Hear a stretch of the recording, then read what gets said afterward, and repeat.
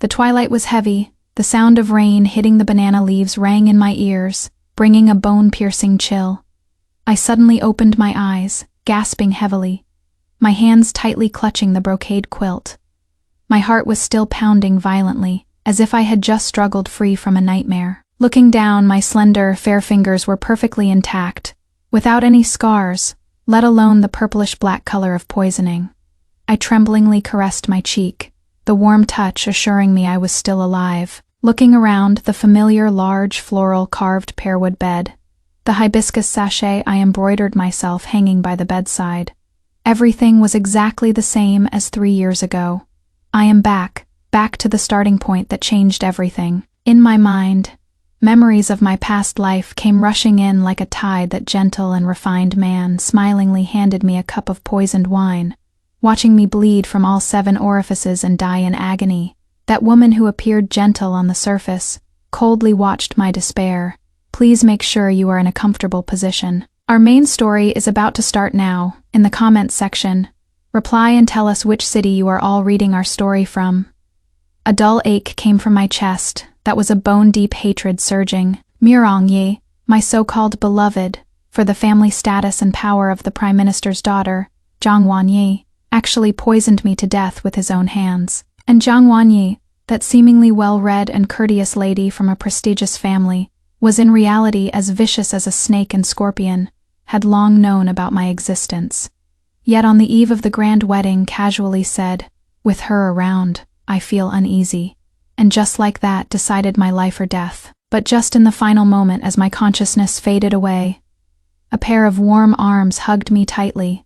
Scalding tears fell on my face. Who is it? Who is crying for me? I desperately tried to see that person's face, but was swallowed by the darkness. The sound of the rain outside grew louder, pulling my thoughts back. Today is the day Mirong Yi confessed his feelings to me for the first time, and it is also on this day that the person who collected my corpse for me in my past life had his legs broken and was thrown into the heavy rain by the back door of the residence. Jihan, I suddenly remembered. He was an orphan that grandmother adopted from the streets, because he was born unable to speak and had a silent personality. He was called Jihan. In this Duke Ning's mansion, he did the most bitter and tiring chores, as humble as a speck of dust. In my past life, I was bewitched by Mirong Yi's sweet words, and never gave this lowly guard a proper look. And yet, it was he who collected my remains after I died, burying me with those rough hands. Another sharp pain flared in my chest. I can't let this tragedy repeat itself. In this life, I will protect him completely, and also make those who hurt me pay the price. With no time to think, I threw on an outer coat and rushed into the rain, sprinting along the route in my memory towards the back door. The cold rain quickly soaked through my clothes, but I didn't care at all. Finally, in a muddy corner, I saw the huddled figure. Jihan was lying on the ground, completely soaked, his forehead bleeding, his left leg twisted at an unnatural angle. His face was pale, his lips purple from the cold, yet he still tightly clutched the oil paper package in his arms. I knew what was inside it, a freshly baked meat bun. In my previous life, I'd heard the maids mention that on that day, Jihan had saved up his monthly allowance for a long time to buy me my favorite South City tenderloin meat bun. But on the way, he ran into Mirong Yi's carriage, was beaten up by his attendants for no reason, and thrown here to be left for dead. And I, at that time, was joyfully listening to Mirong Yi describe our future, completely unaware of his plight. Tears mixed with the rain and streamed down my face. I walked up to him step by step and crouched down. He struggled to open his eyes. Seeing it was me, panic and self-loathing flashed in his eyes. He struggled to get up, but the movement pulled at his wounds, causing him to suck in a sharp breath from the pain. "Don't move," I said softly, reaching out to brush away the wet hair and bloodstains from his forehead. His body was rigid as stone, looking at me in disbelief. In those eyes, always as placid as an ancient well, a tempest was now raging. He ignored his shock, directly held his arm, using all my strength to try and help him up.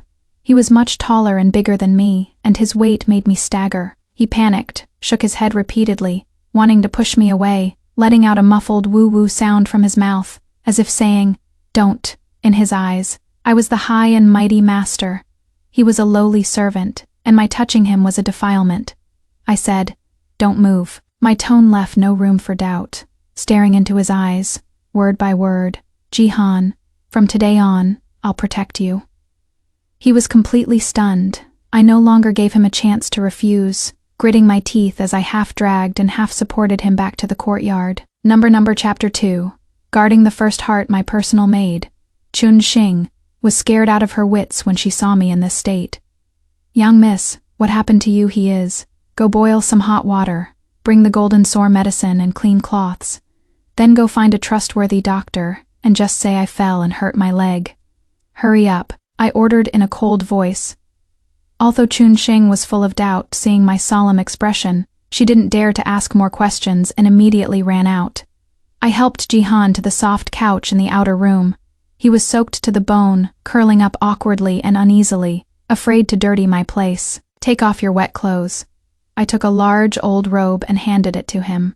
He suddenly looked up, his cheeks flushing crimson, clutching the lapel of his clothes and desperately shaking his head. Looking at him like this, my heart felt both pained and tender, and I softened my tone. "Your leg is broken.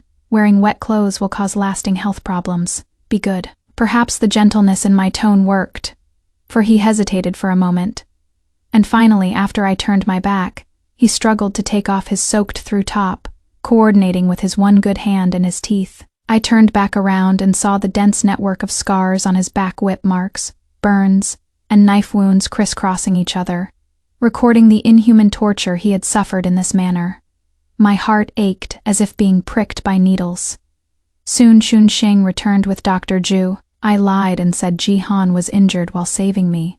After examining him, the doctor's expression grew grim. "The leg bone is broken. It needs to be set immediately, or I am afraid he'll be left with a lifelong disability. Doctor, I beg you, you must heal him. I am willing to pay any price." I took all my savings from my jewelry box, a stack of silver notes, and a few precious pearl hairpins, and handed them all to the doctor. The doctor looked at me, a newfound admiration in his eyes, nodded and said, "Young lady, rest assured. This old man will definitely do his best." The process of setting the bone was excruciatingly painful. Jihan bit down hard on the cloth strip. The veins on his forehead bulged, cold sweat soaked his sideburns, but he never let out a single grunt of pain. I stood to the side, tightly holding his hand, as if this could share his pain. His palm was wide and calloused, but at this moment it was trembling uncontrollably from enduring the pain. After the doctor left, I personally cleaned his wound, applied medicine, and bandaged it. He kept his head lowered the whole time, his long eyelashes hiding the emotion in his eyes. Only his reddening ears exposed his inner agitation. After finishing everything, it was nearly dusk, and the rain had stopped. I brought over a bowl of freshly made hot congee, scooped up a spoonful and brought it to his lips. "Have something to eat." He jerked his head up, looking at me, startled and flattered, and repeatedly waved his hands. "Open your mouth." I stubbornly held up the spoon. He stared at me blankly, a watery light rippling in his obsidian-like eyes. After a long while, like an obedient child, he cautiously opened his mouth and swallowed that mouthful of congee. The warm congee slid down his throat, as if warming his heart as well. The rims of his eyes turned red, and tears actually fell silently. I put down the bowl, gently wiped away his tears with the pad of my finger, and said softly, "Don't cry from now on. I won't let anyone bully you again." This was my promise to him, and also an oath to myself. In this life, I will protect him completely, and also make those jackals and tigers pay the price. Chapter 3. Surging undercurrents. The news of settling Jihan in my courtyard spread throughout the entire Duke's mansion the next day. Grandmother's managing mama was the first to come to my door, her face stern, her tone harsh. "Third miss, you are a lady from a noble family. How can you place a man of lowly status in your own courtyard? If word of this gets out, will you still care about your reputation? Will the Duke's mansion still care about its face?" In my past life, I was most afraid of these words, afraid of ruining my reputation, afraid of being punished by grandmother. But now, I only found it ridiculous. Managing mama. I raised my eyes, my gaze cold. Jihan was injured, saving me.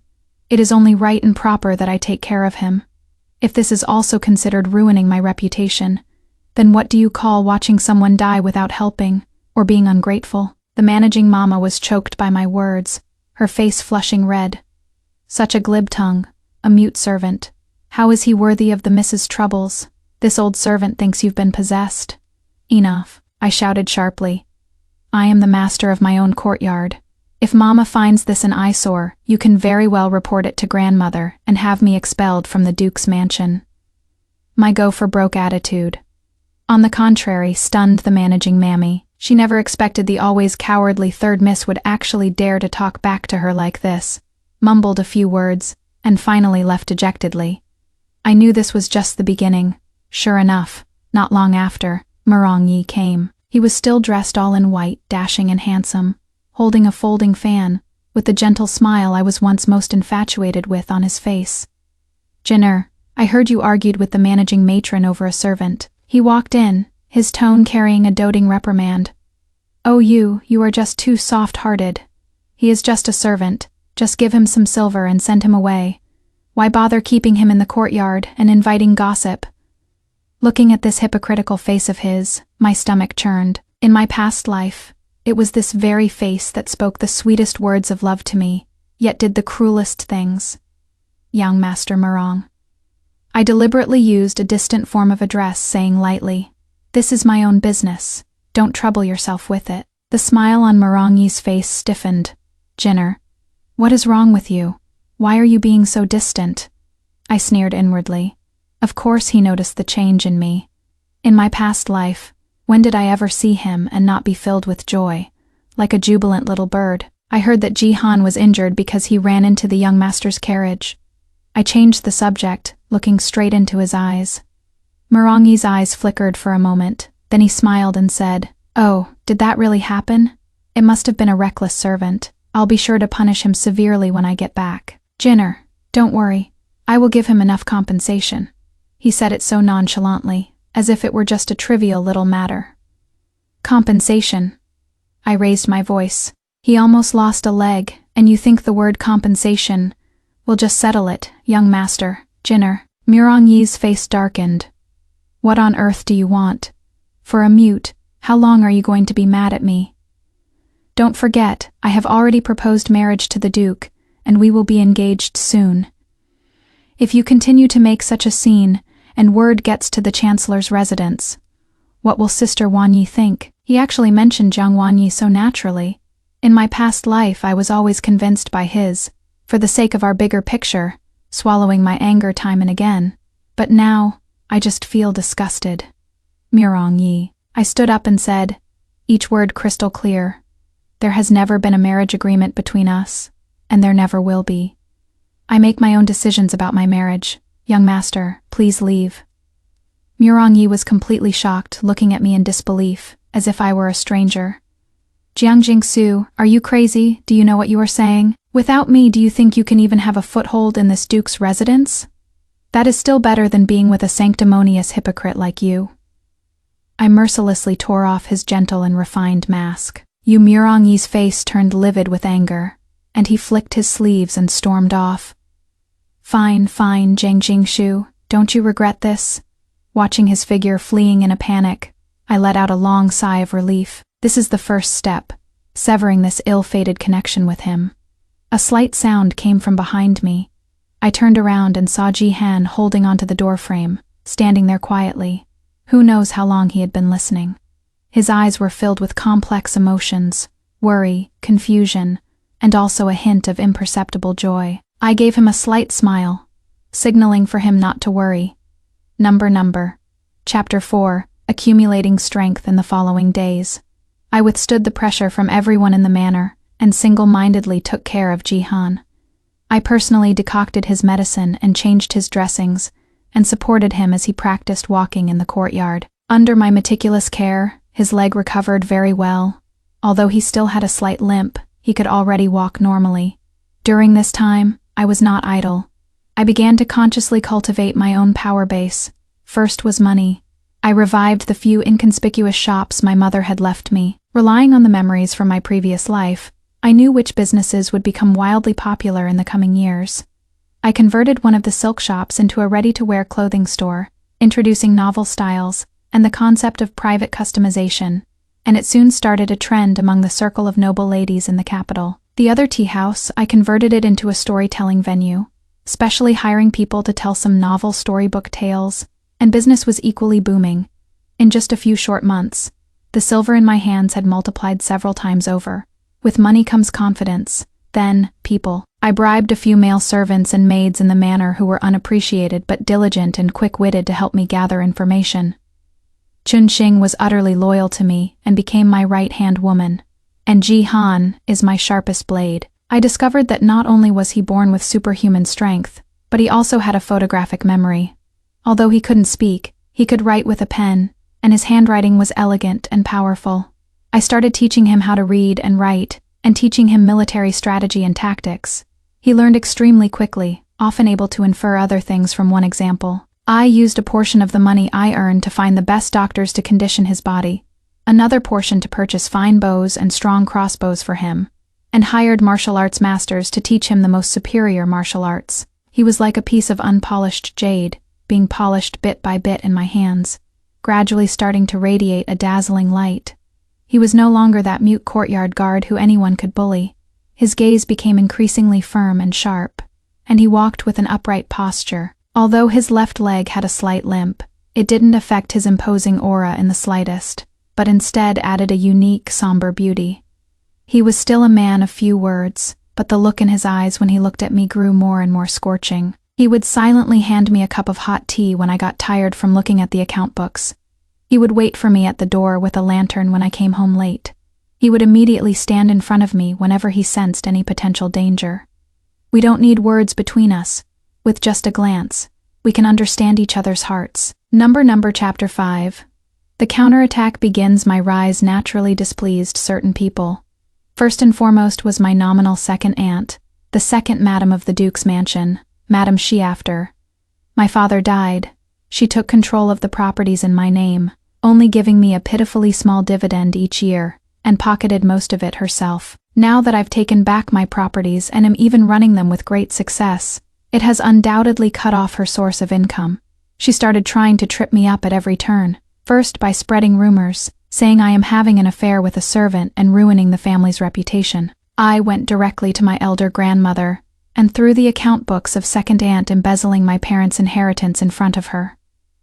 Grandmother, your granddaughter only wants to take back what belongs to her and live a quiet life. If second aunt keeps pressuring me like this, then we'll just have to go to the Shunshin prefecture to sort this out. Grandmother's face was grim. She valued the reputation of the Duke's mansion the most, and naturally didn't want the family scandal to get out. She fiercely reprimanded second aunt, and ordered her to return to me all the silver she had embezzled over the years. Second aunt suffered a great blow, and her hatred for me was bone deep. And on the other side, not long after I rejected him, Murong Yi got engaged to Jiangwan Yi. Everyone in the capital city laughed at me for being a fool, for giving up the position as the wife of the Murong family's young master. Murong Yi also often appeared before me, putting on an "it is too late for you to regret" air. I just treated it as watching a buffoon. I knew they wouldn't just stop there, that a storm was coming soon. The chance for revenge came even faster than I had imagined. Jiang Wanyi's father, Jiang Jingji, is the vice minister of rights, and also a core figure in the crown prince's faction. In my previous life, it was precisely by using his influence that Murong had a meteoric rise in the imperial court, but their foundation was built upon countless shady transactions. I remember in my past life Murong Yi once unintentionally mentioned that Zhang Jingzi had used his authority to misappropriate a batch of disaster relief funds, using it to go to Jiangnan to buy and sell private salt for a huge profit. This matter was done in extreme secrecy. The account books were also destroyed, and it became an unsolved case. And the disaster relief grain that was swapped out was old, moldy rice, causing countless disaster victims to fall ill and even die after eating it. This is the first big gift I have prepared for them. I had Jihan take some men to Jiangnan to investigate secretly. Relying on fragments of my memories from my past life, I gave him a few key locations and names. Jihan did not fail my expectations. Half a month later, he brought back a crucial ledger. It turned out one of the handlers from back then, resentful over an unfair cut of the loot, had secretly kept a copy that recorded all the details of the transactions. Looking at this yellowed ledger, I smiled coldly. Jiang Jingji, your time to die has come. But I didn't hand over the ledger immediately. While presenting it directly to the emperor could deal a fatal blow to Jiang Jingji, it would also expose me. Moreover, I didn't just want Jiang Jingji's downfall. I wanted to make Murong Yi and Zhang Wanyi fall from the clouds into the mud, to have a taste of the suffering I endured in my past life. I began to lay out my plan. I had people in the capital's tea houses and taverns, intentionally or unintentionally, spread a folk rhyme. Officials swap for new grain. Disaster victims cry their hearts out. At first, it didn't attract any attention, but as time went on, the rhyme spread far and wide, and some busybodies even turned it into an opera to be sung and performed. Once the seeds of public opinion are sown, they will grow like crazy. At the same time, I anonymously sent a letter to the second prince, who was always at odds with the crown prince, in which I cryptically mentioned that the Jiangyan private salt case was related to Minister Zhang, and hinted that there was concrete evidence. The second prince, who had long been scheming to get a hold on the crown prince, treated the letter like a priceless treasure upon receiving it, and immediately dispatched men to investigate thoroughly in secret. For a time, undercurrents surged in the imperial court. Censors from the censorate submitted memorials one after another, impeaching the Ministry of Rights for oversights in the disaster relief efforts. Although there was no direct evidence, the rumors had already spread. The emperor, being naturally suspicious, also began to harbor doubts about Jiang Jingji. Jiang Jingji became like a bird startled by the mere twang of a bow, frantically suppressing those who impeached him, and trying to find the mastermind behind the scenes. Murong Yi, as his prospective son-in-law, was naturally also embroiled in it, run ragged with the stress. Watching them being run ragged, my heart was filled with glee. Chapter 6, The Showdown on This Day. However, Zhang Wanyi suddenly paid a visit. She still had that gentle and virtuous appearance, as if the storms raging outside had nothing to do with her. She brought me expensive nutritional supplements, and said with a sweet smile, "Sister Jingshu, long time no see. Have you been well? I heard there have been some misunderstandings between you and Brother Murong, so I've come specially to apologize to you on his behalf." What a perfect display of a proper wife's demeanor. In my past life she had also held my hand just like this, speaking words of deep sisterly affection, only to turn around and send me to my death. "You are too kind, Miss Jiang." I gave a distant smile. There are no misunderstandings between young Master Murong and me, only a complete severance of all ties. The smile on Zhang Wanyi's face stiffened, then she sighed. "Sister, why must you be so resolute? Brother Murong does have you in his heart. It is just that a man's ambition lies in all directions, and sometimes there are inevitably some choices beyond his control. I appreciate Miss Jiang's kind intentions." I picked up the teacup and gently blew on the hot steam. "It is just that I, Jiang Jingsu, will never be a concubine." I raised my eyes to look at her, my gaze ice cold, and besides, I find it dirty. Zhang Wanyi's face instantly turned deathly pale, no longer able to maintain that gentle mask. "Jiang Jingshu, don't be so shameless. What do you think you are? Just an orphan living under someone else's roof. Without Brother Murong, you are nothing. Is that so?" I slowly put down the teacup, making a crisp sound. Miss Jiang should be able to see very clearly what I am now. On the other hand, Miss Jiang, with your esteemed father currently entangled in lawsuits, for you to still have the heart to be here arranging a future for me, it is truly touching. What all do you know?" Zhang Wanyi looked at me in a panic. "I know far more than you imagine." I leaned in closer to her, lowered my voice, and said at a volume only the two of us could hear. "For example, the private salt from Jiangyan, the moldy disaster relief grain." Zhang Wanyi's pupils contracted sharply, and her whole body began to tremble violently. "Was it you? Did you do this?" "So what if it was me?" I leaned back against the chair looking at her leisurely. "This is just the beginning, Zhang Wanyi. What you owe me, I will make you pay it back double." She stumbled back a few steps, looking at me in terror, as if looking at a demon returned from hell. Finally, she let out a scream and fled in a panic. I knew my scheme was halfway successful. Zhang Wanyi's panic would make Jiang Jingzi and Murong Yi even more certain that they were being targeted. A cornered dog will jump over the wall, and I was just waiting for them to jump over the wall. Sure enough, a few days later, Yi paid a visit late at night. His face was haggard, with dark circles under his eyes, completely devoid of his former high spirits. He dismissed everyone, leaving only him and me in the room. Jin, his voice was hoarse. I know it is you. I am begging you. Let us go this time. As long as you give me the ledgers, I'll give you anything you want. Money, status, even. He paused, and said with difficulty, I'll even marry you, make you the main wife, and let Zhang Wanya become a concubine. What a huge joke. At a time like this, he still thought I couldn't forget my feelings for him.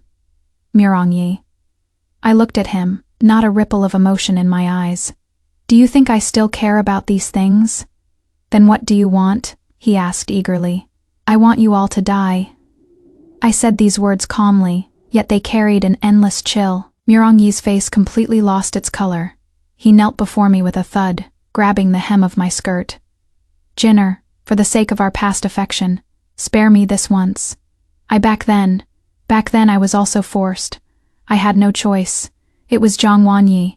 It was she who forced me. The same old excuse again.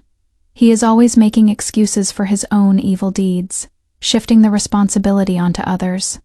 I shook off his hand in disgust, forced with no choice.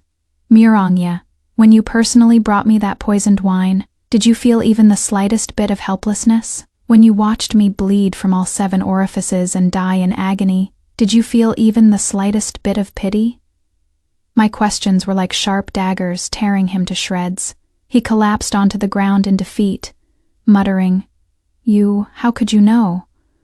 Why? I sneered. Because I couldn't rest in peace, so I became a vengeful ghost to watch you every night, reveling in your prosperity, being all lovey-dovey and intimate. My words were grim and terrifying. Yi was so scared he shook all over, his face filled with fear. Hand over the account books. Just then, the door was violently kicked open, and several men in black rushed in. The one in the lead was surprisingly my good second aunt, Madame Shi. She stared at me with a hideous expression. Jiang Jingshu, you number. You had to do it the hard way, search. I was already prepared. When Yi came in, I had Jihan stand guard in the shadows. The moment the men in black rushed forward, a dark figure flashed out like a phantom, shielding me. It was indeed Jihan. Somehow a longsword had appeared in his hand, its blade gleaming coldly, and in just a few rounds, he took down all those men in black. He was extremely measured in his strikes, only injuring, not killing, yet he made them all lose their ability to fight. Second aunt was so scared she collapsed limply on the ground, unable to even speak. Yi was also stunned. He had never imagined that the inconspicuous mute guard would actually have such skills. I walked up to Yi and looked down at him. You think you can find the account books just by sending a few men? Too naive. Then I turned to second aunt, my gaze as cold as ice. Second aunt, you colluded with outsiders to break into my private chamber late at night, with ill intentions. For this matter, I believe the Duke's Manor's household laws will give me justice. Second aunt's face was ashen. The next day, I escalated the matter to grandmother. With irrefutable, ironclad evidence, second aunt could not defend herself. For the sake of the Duke's Manor's reputation, grandmother did not hand her over to the authorities, but she did enforce the household laws, had her heavily beaten with 20 strokes of the plank, and sent her to the family temple, never to emerge again for the rest of her life. This woman, who indirectly caused my death in my past life, finally received the punishment she deserved.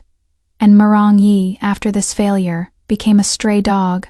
Zhang Jingji knew he not only failed to get the account book, but had exposed himself instead, and was greatly disappointed in him. Chapter 7. The truth is revealed. The second prince also stepped up his attacks, pressing him at every step in the imperial court. Jiang Jingji, driven to desperation, decided to take a risky gamble. He actually wanted to send someone to assassinate the second prince, and disguise it as an accident. All of this was within my expectations. I presented Zhang Jing's assassination plot, along with that crucial ledger, to the emperor. The emperor was furious, plotting to murder an imperial prince, embezzling disaster relief funds, punished for both crimes, an unforgivable sin. The imperial edict was issued. The Vice Minister of Rights Zhang Jingji was stripped of his post and investigated. His family property was confiscated, and he was sentenced to beheading after autumn. The Jiang family's tree fell and the monkeys scattered. All their partisans were caught in one fell swoop. As the daughter of a convicted official, Jiang Wanyi was demoted to an official prostitute and sent into the Jiaofang Sea. He made a special trip to visit her once, the once high and mighty daughter of the vice minister. At this moment her face was haggard, and her clothes were ragged, being touched up by a fat-headed, big-eared official. When she saw me, a monstrous hatred erupted in her eyes. "Jiang Jingshu, you venomous bitch, I won't let you go even if I become a ghost." I smiled lightly, and tossed an ingot of silver on the ground. "A reward for you, suffer slowly, the good days are still ahead." Looking at her humiliated and desperate eyes, I felt not a shred of pity in my heart, only the thrill of revenge. This is what she deserved. As for Murong Yi, although he didn't directly participate in the rebellion, as an accomplice of Zhang Jingji, he was also implicated. He was stripped of all his titles and honors, reduced to a commoner, and barred from holding office forever. To sever ties with him, the Murong family disowned him. He was left with nothing, becoming a street rat in the capital that everyone despised. The last time I saw him was at the entrance of a dilapidated alley. He was in ragged clothes, his face covered in filth, fighting with stray dogs for food. Seeing the magnificent carriage I was in, he rushed over like a madman, only to be kicked away by Jihan. He lay sprawled on the ground, looking up at me, his eyes filled with regret and bitterness. "Jinner, I was wrong. I was really wrong." I couldn't even be bothered to lift an eyelid and said indifferently to the coachman, "Let's go." The carriage drove on, leaving his filthy figure far behind. Chapter 8. A turn of events with my great revenge exacted. My heart felt none of the ecstasy I had imagined, only a vast emptiness. Back at the manor, Jihan silently poured me a cup of hot tea. Under the lamplight, his handsome profile looked especially gentle.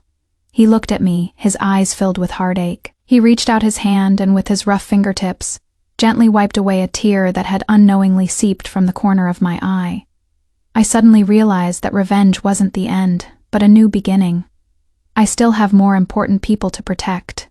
Just then, a huge change occurred in the imperial court. The Zhang family fell from power, the crown prince's faction was severely weakened, and the second prince's power greatly increased.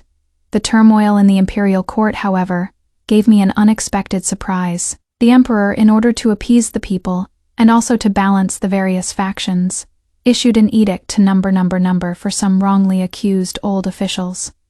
Among them was my maternal grandfather Grand General, who pacifies the north, Lin Wei. Back then, my maternal grandfather's achievements were so great they made the emperor feel threatened, and he also held military power, which aroused the late emperor's suspicion. Later, he was framed for colluding with the enemy and committing treason, and his entire family of over 100 people were imprisoned and condemned. My mother happened to be married to my father at the time, and so she was spared, but she also died of depression because of it. Now that the old case was brought up again, the political enemy who had framed my maternal grandfather back then had long since passed away.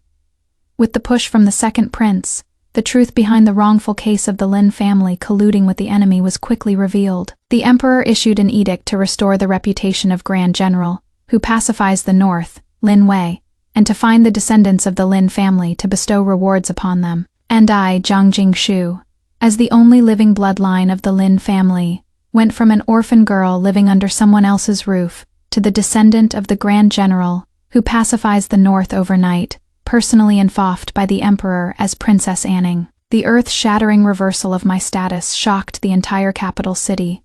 The attitude of everyone in the Duke Ning's mansion toward me did a 180-degree turn. Grandmother held my hand, tears streaming down her old face, full of regret for her past actions. Those servants who had once bullied me were so scared upon seeing me that they knelt on the ground and begged for mercy.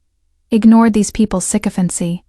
I moved out of the Duke's manor and moved into the princess's manor bestowed by the emperor. With my new status as a commandery princess, the first thing I did was to free Jihan from his slave status, making him a free man. I gave him a new name, Lin Han, taking my maternal grandfather's surname. I arranged a position for him in the commandery princess's manor as the captain of the guards, legitimately keeping him by my side. Number Chapter 9. A meeting of hearts. The days seemed to have become peaceful again. I ran my businesses, and they grew bigger every day under my management. I became a somewhat famous rich businesswoman in the capital city. Lin Han, however, guarded me without ever leaving my side, shielding me from all overt and covert attacks. I knew many people were gossiping about us behind our backs, a noble commandery princess and a bodyguard who was once a slave. Their eyes were filled with contempt and disdain. But I didn't care. All I knew was, in my most desperate moments, it was he who gave me warmth. On my path of revenge, it was he who gave me support. That night, I finished the accounts and rubbed my sore neck. Lin Han immediately walked up and silently kneaded my shoulders. His technique was a bit clumsy, but the pressure was just right. I leaned back against the chair, feeling the warmth from his palms, a sense of peace filling my heart. Lin Han. I called him softly. He stopped his movements, looking at me, waiting for what I had to say next. I turned around, grabbed his hand, and looked up into his deep eyes. Will you stay by my side forever? His body stiffened, and a trace of panic and self-consciousness flashed in his eyes. He quickly pulled his hand back and lowered his head, as if wanting to escape, but I didn't give him the chance. I stood up, hugged his waist from behind, and pressed my face against his broad, warm back. Lin Han, I am not asking my head guard. I am asking you, are you willing to become my Zhang Jingshu's husband for a lifetime, never to leave or forsake? His body trembled violently. He suddenly turned around, looking at me in disbelief. Those eyes, always so calm, were now filled with ecstasy, shock, and also a deep unease. He opened his mouth, letting out hoarse syllables, but couldn't speak a single complete sentence. He just tremblingly caressed my cheek with those hands covered in thin calluses, as if confirming that this wasn't a dream. I am willing. The two words were clearly uttered from his mouth, and though somewhat stiff, they were incomparably firm. This was the first time I heard him speak. Turns out his voice had already been slowly recovering under my meticulous care. It was just that he had always felt self-conscious and didn't dare to speak. Tears instantly blurred my vision. I laughed and threw myself into his arms, hugging him tightly. I am willing too. Chapter 2. Lovers finally get married. The news of our marriage once again caused a huge uproar in the capital city. Everyone thought I was crazy. A grand commandery princess was actually going to marry a former guard of humble origins. Gossip and rumors flooded in like a tide, and even the emperor summoned me to the palace to subtly advise me to think twice. I just firmly told him, Your Majesty, he is the one I've chosen. No matter who he is, I will marry no one but him. The emperor finally sighed and didn't object anymore. Our wedding was grand and magnificent. I used all my wealth to give him the most glorious ceremony. I wanted everyone under the heavens to know that he is the properly wedded husband of me, Zhang Jingsu. On the day of the grand wedding, the red dowry procession stretched for 10 li, and the sound of drums and music filled the sky. I, wearing a phoenix coronet and wedding robes, sat before the dressing table, looking at my own stunningly beautiful face in the mirror, feeling as if a lifetime had passed. In my past life, on the day of his grand wedding, I died a miserable death in a cold hovel. In this life, on the day of my grand wedding, he is my husband. Lin Han, dressed in bright red wedding clothes, pushed the door open and entered. His posture was tall and straight, his features handsome, shedding all the humbleness and gloom, with only endless tenderness and love left in his eyes. He walked up to me, knelt on one knee, took my hand, and piously pressed a kiss upon it. Jingsu, thank you, he said in a hoarse voice. I smiled and helped him up. Silly, I should be the one thanking you. Thank you for giving me the only light during my darkest times. Outside the window, the fireworks were brilliant, illuminating the entire night sky.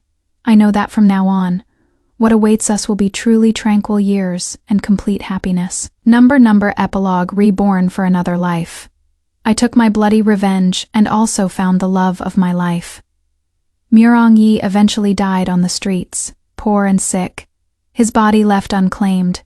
Jiang Wanyi was endlessly tortured in the Jiaofangxi, and a few years later, also died of sorrow. Meanwhile, Lin Han and I lived a peaceful and happy life in the commandery princess's manor. He was still a man of few words, but he would cook my favorite congee for me every morning. He would tuck me in every night, and whenever I ran into any trouble, he would stand in front of me without any hesitation. I would also massage his shoulders for him when he was tired, stay by his bedside without leaving when he was sick. When he occasionally showed a look of insecurity, I would hug him tightly and tell him, "You are the most precious treasure of my life." 2 years later, we had our first child, a healthy and adorable boy. Linhan held the baby, his eyes filled with tenderness and happiness, a radiance I had never seen before. "Jingshu," he looked at me and said seriously, "in this life, being able to meet you is my greatest luck." I smiled and held his hand. "Me too." Outside the window, the spring scenery was just right.